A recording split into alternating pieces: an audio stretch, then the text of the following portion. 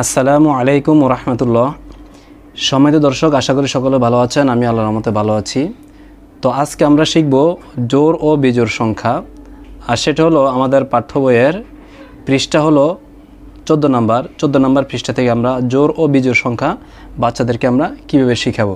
আসলে জোড় বিজোড় সংখ্যাটা মূলত প্লে নার্সারি এবং প্রথম শ্রেণীতে চলে গেছে, তারপরেও যেহেতু দ্বিতীয় শ্রেণীর পাঠ্য বইয়ের মধ্যে দিয়ে দিয়েছে, সেই জন্য আবারও একটু ধারণা দেওয়ার জন্যে জোড় বিজোড় সংখ্যাটা আমি আজকে উল্লেখ করলাম। আর আমাদের পাঠ্য বই 14 নম্বর পৃষ্ঠায় এটা ওইখানে লেখা আছে, উল্লেখ করা আছে। আর এই বইটা হচ্ছে নুরানি তালিমুল কোরআন বোর্ড চট্টগ্রাম, অর্থাৎ এটা বেফাক বোর্ডের না, এটা হচ্ছে চট্টগ্রাম বোর্ডের অঙ্ক বইটা, গণিত বই। আসলে ব্যক্তিগতভাবে যদি আপনি আমাকে জিজ্ঞেস করেন যে কোন বইটা সবচেয়ে ভালো বাচ্চাদের জন্য, তা আমি অবশ্যই বলবো এটা হলো আপনার চট্টগ্রাম বোর্ডের যেই বইগুলো রয়েছে এগুলো মানসম্মত, বাচ্চাদের জন্য উপযোগী, একটু হার্ড হলেও বাচ্চাদের জন্য অনেক উপকারে আসবে। এখানে দেখুন জোড় সংখ্যা কাকে বলে, আর জোড় সংখ্যা আমরা কিভাবে শিখব আর কিভাবে চিনব, বিশেষ করে বাচ্চা যারা আছে তাদেরকে আমরা সহজে জোড় সংখ্যাটা কিভাবে শিখাবো। এখানে দেখুন কোনো সংখ্যাকে 2 দ্বারা ভাগ করলে যদি কোনো ভাগশেষ বা অবশিষ্ট না থাকে তবে ওই সংখ্যাকে জোড় সংখ্যা বলে। এটা হলো জোড় সংখ্যার একটা সংজ্ঞা দেওয়া হলো। কোনো সংখ্যাকে 2 দ্বারা ভাগ করলে যদি কোনো ভাগশেষ বা অবশিষ্ট না থাকে তবে ওই সংখ্যাকে জোড় সংখ্যা বলে। যেমন 2, 4, 6, 8, 10, 20, 22 এরকমভাবে যত জোড় সংখ্যা রয়েছে। এখানে দেখুন যে সকল সংখ্যার ডান পাশের বা এককের অঙ্ক, অর্থাৎ যতগুলো সংখ্যা থাকুক, এখানে দেখুন 458, 272, যত বড় সংখ্যাটা হোক, সংখ্যাটার প্রথম যে সংখ্যাটা থাকবে ওই সংখ্যাটা যদি জোড় হয় তাহলে আপনার পুরো সংখ্যাটাই জোড় হবে। মূলত এখানে এটাই বোঝাতে চাচ্ছে, যে সকল সংখ্যার ডান পাশের বা এককের অঙ্ক 0, 2, 4, 6, 8, 0, 2, 4, 6, 8 এগুলোর মধ্য থেকে কোনো একটি থাকবে তাহলে সেটি জোড় সংখ্যা। একদম সহজে বাচ্চাদেরকে আমরা বোঝানোর জন্য সবচেয়ে সহজ উপায় হচ্ছে এটা, যে যত বড় সংখ্যাই থাকুক ওই সংখ্যার একদম প্রথম যে সংখ্যাটা আছে সেটা যদি 0, 2, 4, 6, 8 এগুলোর মধ্য থেকে কোনো একটা থাকে তাহলে সেটা মনে করতে হবে সেটা হলো জোড় সংখ্যা।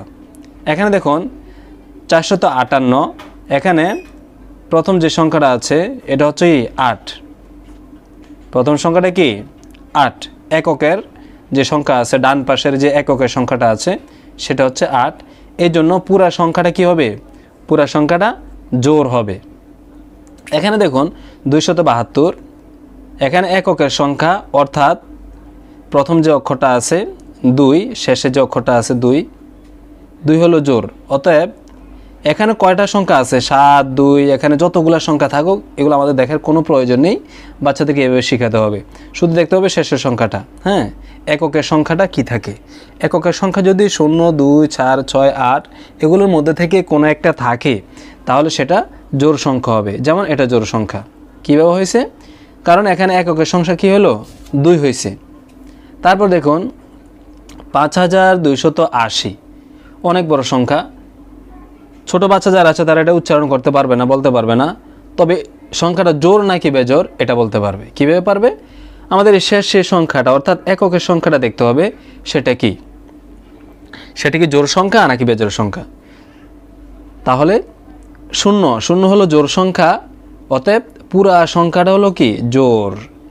366, 6 এটা জোড় সংখ্যা, অতএব এ পুরা সংখ্যাটা জোড়। 384, 84 ভিতরে 4 এটা জোড় সংখ্যা, অতএব পুরা সংখ্যাটা জোড়। এখানে পিছনে কি আছে না আছে এটা আমাদের দেখার দরকার নেই, এককের সংখ্যা যেটা আছে সেটা দেখতে হবে। 2230, এখানে লাস্টে কি হলো 0, এই 0টা হলো জোড় সংখ্যা, অতএব পুরা সংখ্যাটা জোড় হবে। বাচ্চাদেরকে শেখানোর জন্য সবচেয়ে উপকারী হলো এটা, যে আমরা শেষের সংখ্যাটা দেখব, হ্যাঁ, এককের সংখ্যাটা দেখব ডান পাশের এককের সংখ্যা যদি 0, 2, 4, 6, 8 এর মধ্য থেকে কোনো একটি হয় তাহলে পুরো সংখ্যাটা জোড় হবে। এখন আমরা দেখব বিজোড় সংখ্যা। বিজোড় সংখ্যা আমরা কীভাবে চিনব?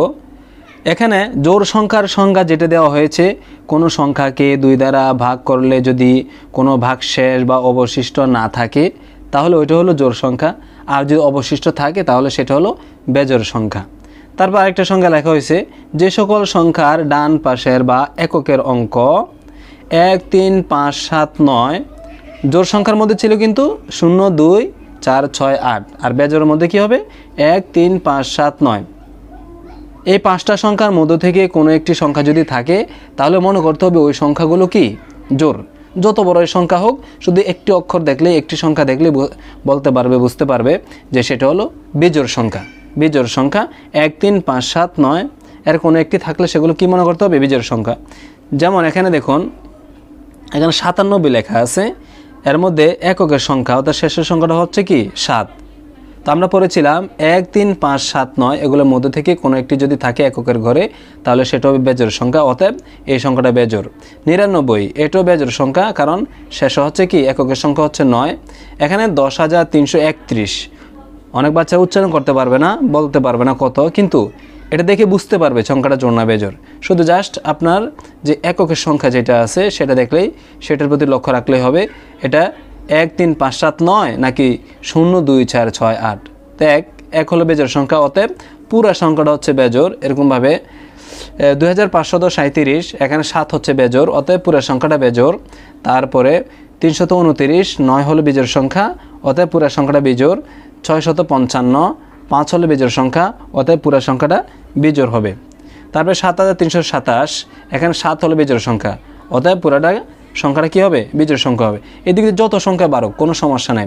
তো বাচ্চাদেরকে সহজে সংক্ষেপে শেখানোর জন্য এই 2টা পদ্ধতি অবলম্বন করবেন। 1 নম্বর হচ্ছে, কোনো সংখ্যার শেষে যদি অর্থাৎ এককের অঙ্ক যেটা, এককের ঘর যেটা, সেটা যদি 0, 2, 4, 6, 8 এর মধ্যে থেকে কোনো একটি অক্ষর থাকে তখন সেই সংখ্যাটা জোড় মনে করতে হবে, জোড় ধরতে হবে।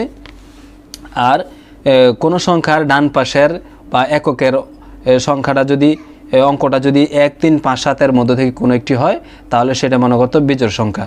যত বড় সংখ্যা হোক, এই 2টা জিনিস দেখলেই বাচ্চারা বুঝতে পারবে যে কোন সংখ্যাটা জোড় আর কোন সংখ্যাটা বেজোড়। প্রিয় বন্ধুগণ, এভাবে ধারাবাহিকভাবে প্রত্যেকটি ভিডিও পাওয়ার জন্য অবশ্যই আমার চ্যানেলটি সাবস্ক্রাইব করে দেবেন এবং বেশি বেশি করে শেয়ার করে দেবেন। আমি আবারও বলছি, আমি আগে যে ভিডিও দিয়েছিলাম সেটা হচ্ছে নুরানি তালিমুল কোরআন বোর্ড বাংলাদেশ কর্তৃক পরিচালিত নুরানি পদ্ধতিতে যেই অঙ্ক বইটা ছিল সেটার ভিডিও আলাদা দেওয়া আছে, সম্পূর্ণ ভিডিও দেওয়া আছে অনুশীলনী 1 থেকে শেষ পর্যন্ত। আর এখন যেই বইটার আমি ভিডিও দিচ্ছি সেটা হচ্ছে নুরানি তালিমুল কোরআন বোর্ড চট্টগ্রাম, অর্থাৎ চট্টগ্রাম বোর্ডের অঙ্ক বই। আগেটা ছিল ব্যাপক বোর্ডের অঙ্ক বই, এটা হচ্ছে চট্টগ্রাম বোর্ডের অঙ্ক বই। অতএব আপনারা প্যাচ লাগিয়ে দেবেন না যে কোনটা কোন বইয়ের। এগুলো এখন যেটা দিচ্ছে সেটা হচ্ছে চট্টগ্রাম বোর্ডের। এই যে বইটা দেখলে বুঝতে পারবেন, এই যে নুরানি তালিমুল কোরআন বোর্ড চট্টগ্রাম বাংলাদেশ, ঠিক আছে। আর এটা হচ্ছে এই বইটা। তো বইটা অনেক ভালো, এটা বাচ্চাদেরকে শিখিতে বলে অনেক উপকারে আসবে।